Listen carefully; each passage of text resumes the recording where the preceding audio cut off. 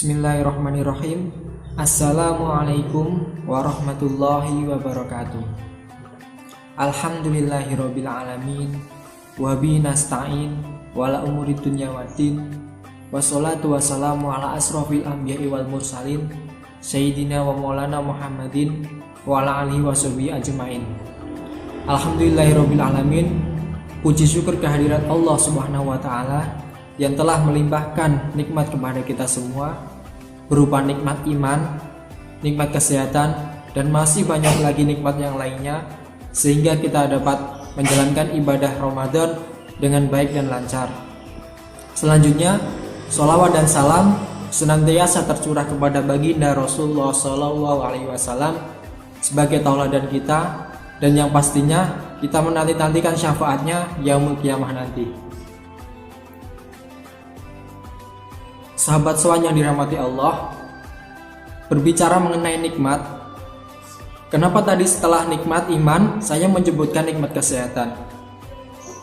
Hal tersebut sesuai dengan hadis riwayat Ibnu Majah, yaitu mohonlah kepada Allah Subhanahu wa taala kesehatan, karena sesungguhnya karunia yang lebih baik sesudah iman adalah kesehatan. Jadi hadis ini menjelaskan betapa pentingnya kesehatan, karena dengan nikmat kesehatan kita dapat beribadah, dapat melakukan aktivitas dengan baik, dan tentunya kita dapat mencari rezeki untuk memenuhi kebutuhan kita dan keluarga kita. Allah Subhanahu wa taala berfirman dalam surat Hud ayat ke-6, A'udzubillahi minasyaitonirrajim. Wa ma min dabbatin fil ardi illa 'alallahi rizquha wa ya'lamu mustaqarraha wa mustaudaha. Kullun fi kitabim mubin, yang artinya, dan tidak satu pun makhluk bergerak bernyawa di bumi melainkan semua dijamin oleh Allah rizkinya. Dia mengetahui tempat kediamannya dan tempat penyimpanannya. Semua tertulis dalam kitab yang nyata Lauh Mahfuz.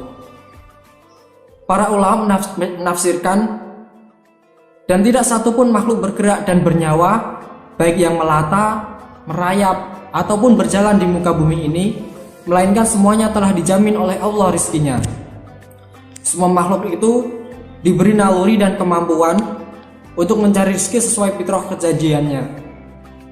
Dia mengetahui tempat kediamannya ketika hidup di dunia, dan mengetahui pula tempat penyimpanannya setelah mati nanti.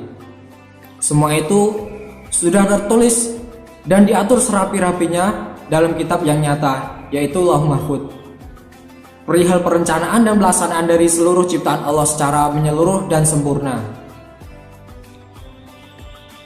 Dari ayat tersebut dijelaskan gambaran bahwasanya semua makhluk di bumi ini sudah ada rizkinya masing-masing. Selama mereka masih bernyawa dan masih mau berusaha untuk mendapatkan rizkinya tersebut. Dalam memperoleh rezeki, kita tentunya ingin mendapatkan rezeki yang membawa berkah untuk kita dan orang di sekeliling kita. Nah, kali ini saya akan membahas tentang bagaimana ciri-ciri rezeki yang barokah tersebut. Ya, langsung saja untuk ciri yang pertama, yaitu rezeki yang berkah membuat hati kita semakin dekat dengan Allah, dan tentunya jiwa menjadi tenang. Rezeki yang berkah tentunya bersumber dari sesuatu yang halal dan akan membuat hati merasa dekat dengan Allah, karena telah dilimpahkan begitu banyak nikmat.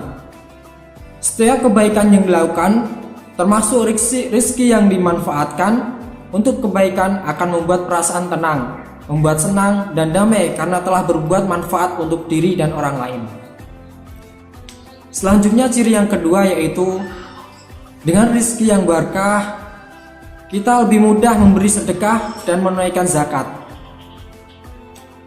Orang menyadari bahwa rezeki yang didapatkan itu bukan hanya untuk kita, tapi ada hak untuk orang lain, dan bahwa harta yang dititipkan oleh Allah tersebut hanya titipan semata.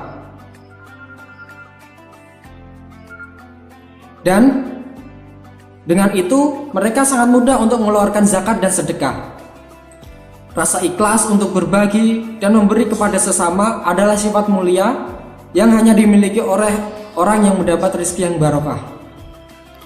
Selanjutnya, Ciri-ciri yang ketiga yaitu dengan rezeki yang barokah menjadikan keluarga menjadi harmonis dan dikaruniai oleh Allah anak-anak yang soleh dan solihah. Secara mentalitas dan psikologis, makanan yang kita makan dapat memengaruhi hati manusia. Termasuk juga dengan rezeki yang halal, secara langsung dapat mempengaruhi kualitas istri dan anak-anak kita yang memakannya. Selanjutnya, ciri-ciri yang keempat yaitu dengan rezeki yang barokah membuat hati kita senantiasa merasa cukup dan syukur. Allah Subhanahu wa taala berfirman dalam Quran surat Al-Baqarah ayat 172 yang artinya, "Hai orang-orang yang beriman, makanlah di antara rezeki yang baik-baik yang kami berikan kepadamu dan bersyukurlah kepada Allah." Ayat ini menunjukkan bahwasanya hanya rezeki yang halal yang dapat membuat kita semakin bersyukur kepada Allah. Rezeki yang haram membuat orang merasa kurang dan semakin tamak, rakus dalam menumbuk harta hanya untuk kepentingan semata. Nah, sahabat sowan yang dirahmati Allah, demikianlah pentingnya memperoleh rezeki yang barokah. Karena hanya dengan rezeki yang barokah membawa kita semakin bahagia untuk hidup di dunia, dan tentunya kita akan menjadi bahagia juga hidup di akhir kelak.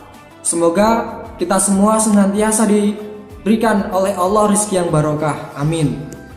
Demikian kultum pada hari ini. Semoga kita semua selalu dilindungi Allah dan tetap dalam jalan Allah Subhanahu wa taala. Wabillahi taufik wal hidayah. Wassalamualaikum warahmatullahi wabarakatuh.